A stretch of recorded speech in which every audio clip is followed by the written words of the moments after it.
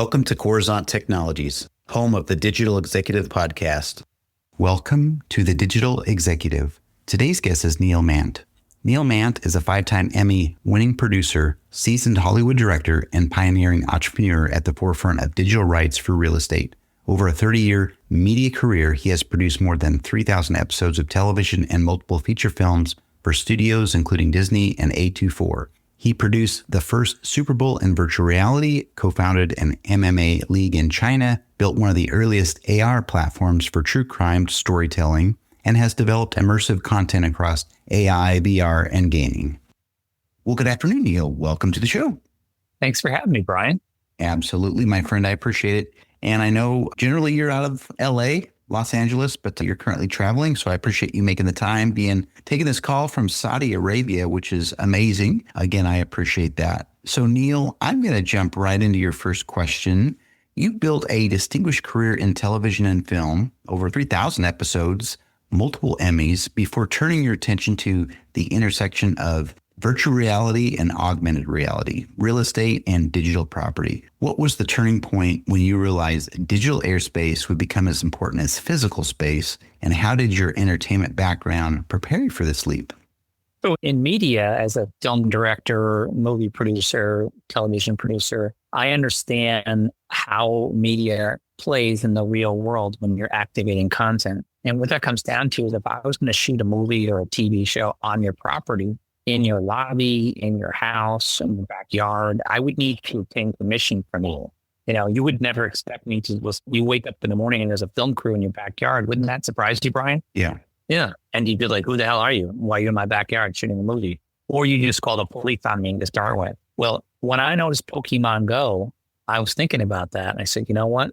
There's no way I would be on this guy's property shooting a movie without permission. So why is Pokemon Go allowed to set up a commercial business on his property and not go through the same procedures?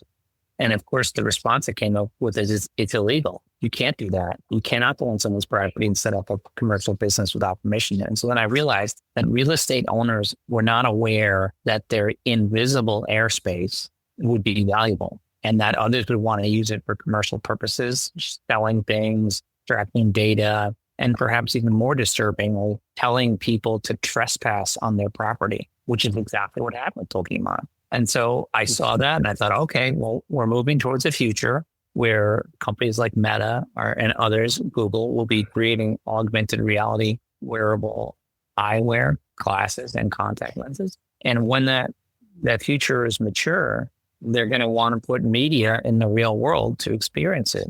And I just did the math and I said, you know what? The real world has rights. They should be determining if there's something happening on their property, especially if it's commercial in nature. And so that's where I sort of had the aha moment. I said, okay, there's going to be this massive change if Meta has their way. And they've spent $100 billion plus getting into this space in glasses. So I think they're going to get their way. And I thought, wow, there's an opportunity for the real world to benefit and open new revenue streams. And that's what inspired me. I really love that story. And I've heard that term so many times, that aha moment. So many guests had said that. And I just love that, really embrace these stories. But love your background from media and TV, and you transitioned. And just like in the physical world, you got to obtain permission to access somebody's property or to film there. I think that aha moment is going to be invaluable going into the future, because you're absolutely right. The big players out there have invested a lot of money because they know the future is in augmented and virtual reality. So I appreciate that. And Neil, you've produced VR, AR content, immersive storytelling around true crime, for example, Crime Door, and more. How do storytelling, narrative, and emotional resonance play a role in securing adoption of immersive experiences, especially when those experiences inhabit real-world spaces owned by others? Yeah, I think the key thing in your question, Brian, is to understand how the human brain works as it relates to media in 2D and in 3D. And so the future of this content in the real world will be 3-dimensional. We're used to consuming content 2-dimensionally, either on your phone or on your computer or on your TV. It's all in 2D. However, when you experience things in 3D, it impacts a different part of your brain. And so when you're reading a book or you're going through a website or you're looking at an app, the part of your brain that goes through a learning process, which includes reading or viewing content. And the memory of your brain, it records it in a specific way where you have to almost memorize things. And you probably remember in school, some kids were good at just reading the books and taking the tests. And other kids like me, I was better if it was a demonstration in the class. If you showed me what was going on, my brain would remember it better because I've experienced it in my real world. And so when you experience things, it doesn't go through that learning memorization process. Experience leads to the word understanding. You can't understand anything that you didn't experience. And so again, let's put that together in a commercial nature. So the phone, you can point the phone using the IKEA app or the Wayfair app. You could point it at the floor and you could augment a chair or a couch or a table in your room using the AR function of the phone. Are you familiar with that, Brian? Absolutely. Yep. Use it all the time. Oh, okay. Yep. All right. So with that technology, you could, like I said, you could drop the piece of furniture in your room and using the phone as the display mechanism, the chair would appear to be three-dimensional actually in your room. And so now that you're experiencing it in the real world, you understand what it looks like in your room. You understand the size of it. You understand the color of it. And so this leads to a greater confidence in purchasing. And so this is factual data. I'm not making this up. You are now, if you augment that chair in your living room, you are 45% more likely to buy it, and you're over 90% less likely to return it. And so just from a commercial buying and selling perspective, this is going to create an enormous amount of efficiencies in the world, which will save people money and time. And so just from that sales perspective, it's going to prove to be wildly successful. And then from a content and experiential success, well, when you and I take a picture with our phones now, there's a good chance that your phone has more than one camera lens on it. And what that means is the image quality is actually in 3 dimensions because you have 2 cameras taking an off-axis image. But if you and I tagged ourselves on a photo in front of the Best Buy and we came back in 5 or 6 or 10 years, that's assuming Best Buy is still in business, we could access the internet using our glasses and say, populate photos of friends on Facebook. And if we tagged ourselves on Facebook, you and I would be standing there in 3 dimensions from the past. And so you think about how cool that would be to experience your previous moments. Or I go to a restaurant and I say, populate celebrities, and the Kardashians are sitting there at the table that they were at 6 years ago or 6 months ago. That would be cool. And so from an experiential standpoint in the social media, it'll be wild. And from a content, something that converts to sales, it will be very successful. So these are the reasons they're going to be adopted, is because it's going to significant value in the real world. That's awesome. And you're right. You're almost bringing that experience to life. I like some of your examples there. The brain does react differently between the 2D versus 3D. And you brought up that example. And I 100% agree with you. You learn a lot better through an experience versus memorization. We know the future of the world's going to be 3D. And so bringing those experiences into our homes, into our lives, into our restaurants, as you mentioned. And I like that little statistic you brought up, that augmented reality shopping, right? You increase that buy by 45% and reduce the returning of merchandise by up to 90% less, which I think is awesome. So thank you. And Neil, you've coined the term digital rights management applied to real estate, enabling property owners to register, protect, and monetize their digital airspace. Could you unpack that concept? What exactly is a digital right in this context, and what constitutes infringement? How is DRM in real estate different from copyright or IP concepts in media? Right. Well, what the DRM system does is it allows for protection and monetization of the digital right. And again, I'm going to unpack everything you asked for. But think of the way ASCAP or BMI works for music. Person who owns the song registers their song within either ASCAP or BMI, and then they track that across the internet or other usages and make sure people are getting paid. Are you familiar with that in ASCAP and BMI? Yes. Okay. So in that scenario, the copyright is the product is the song. And the song does in fact have a copyright to it, correct? Correct. Okay. So let's think about a building historically, or a piece of land. It doesn't have to be the building, it could just be raw land. So in the history of real estate, you have three major rights, which is land rights, which is owning the land.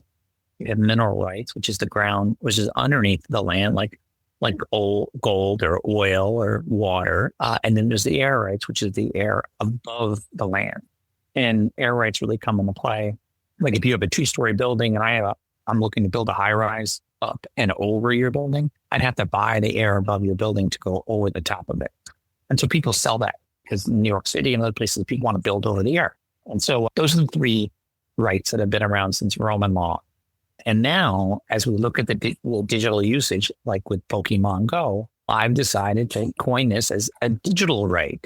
And the digital right encompasses all digital connection to the property in every way.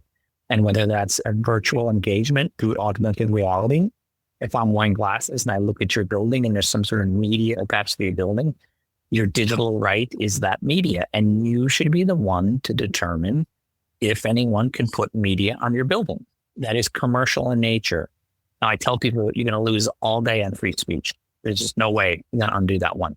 But if someone's going to assert the right to a brand and sell my building, then they need to obtain permission from me.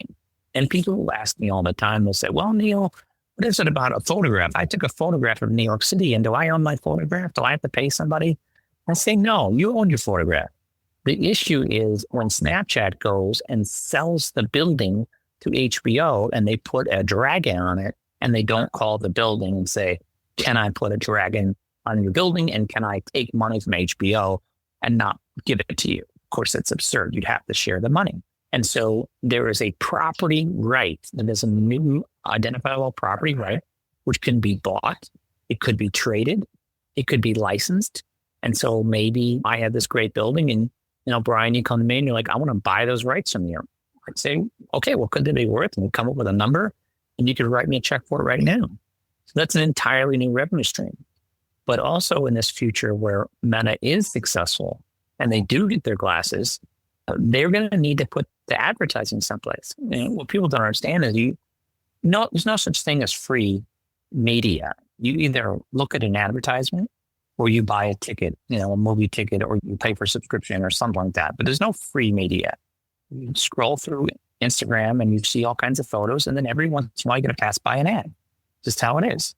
And so in this new world where we're wearing glasses, they'll need to see that Kardashian's image, to see that video of them in the past at the dinner table, you're going to need to pay for it. And so there's going to be either a glowing vodka bottle on the middle of the table that paid for it, or on the wall in the back corner of the restaurant is going to be a picture of a Nike ad or something, something subtle. But there will need to be media licensed in the real, there will need to be advertising paid in the real world to finance the content. And it is my belief that the decision maker should be the property owner because the building was designed by an architect. So it in fact has the same copyright that a song or a book or a movie or a TV show has. And so as this moves forward, I will have more and more conversations with the folks at Apple and Google and Meta. And I've already had some conversations with some of the company explaining to them that they protect songs, they protect movies, and they protect other copyright. They will now need to stop the Pokemon Goes from happening because if they don't, as people get injured and die, they may find themselves inside of a lawsuit as well. And so this is a property right that is governed by the owner of the property, and they determine how it can be used in any digital sphere of any kind. Thank you. That's a lot to unpack there, but it makes total sense. And with this digital rights management, DRM, as you've coined it, is a protection and digitalization of digital rights. The idea that owners govern their property rights through any digital connection to their property. It protects owners, of course, but also brings in some revenue streams for the economy. And I think that's pretty cool.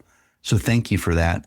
And Neil, the last question of the day I have for you, as augmented reality and virtual reality overlays increasingly become part of city experiences, like you talked about ads on buildings, et cetera, how do property owners balance the opportunity for monetization against risks like liability, unwanted digital clutter, loss of control, et cetera? What frameworks or guardrails do you believe are essential? Well, that literally is the question that I was asking myself for a number of years. is what would be the solutions? What would be required to make sure that that this industry, that advertising community will want to have happen, the marketing community, that the product creators, that the meta, that the user will want. How could it work? And what guardrails would need to be in place?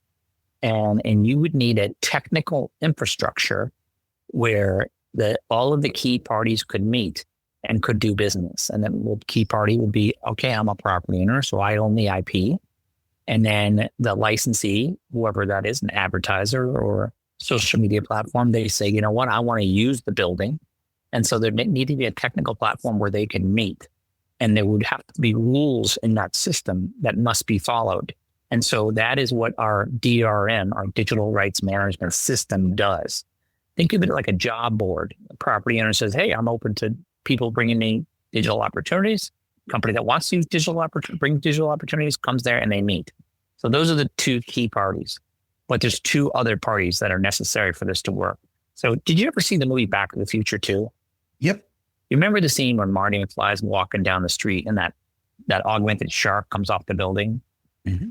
Okay, so Marty looks like he's going to get hit by a car in that scene. He's not paying attention. And so the question I ask myself is, who gets sued when Marty gets hit by that car and his wife sues somebody? I think for sure the movie studio that made the shark is going to be sued.